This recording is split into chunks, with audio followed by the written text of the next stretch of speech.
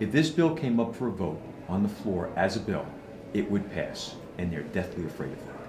And that's the shame of it. I know that Senator Lesniak and other members were very happy to see this go down in flames, but the truth of the matter is this bill would pass, the Senate President allowed to be voted on. It's a shame they're not doing this. As we said before, the governor will sign it when he gets to his desk. Unfortunately, the Senate President and certain members of this House are blocking it. And tell us again what the bill would do.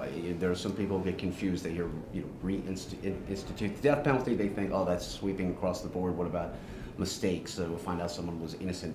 Your bill is different than that. It's limited. It talks about the murder of a police officer, any police officer, correction officer, sheriff's officer, a policeman on the beat, prosecutor's officer, special investigation units.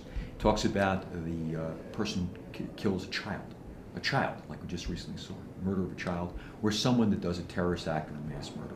We're talking about specific cases. We're talking about, we look in the past, how were the mistakes made? It was DNA. We didn't have DNA. We have it now. In these cases, there's not a shadow of doubt. It goes in front of a jury. They still have to decide.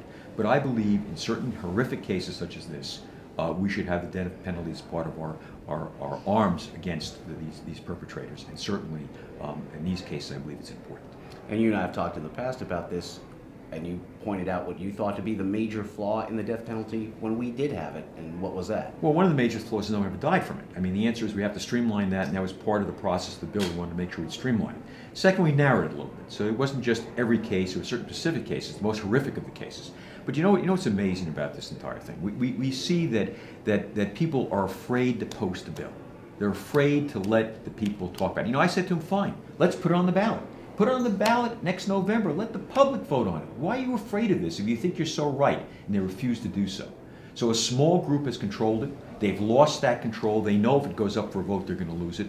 And therefore, unfortunately, we don't have the power to change it. The shame of it is, think on this. If you kill a federal police officer, an FBI agent, a Treasury agent, you can get the death penalty. You kill one of our police people in this state, you can't.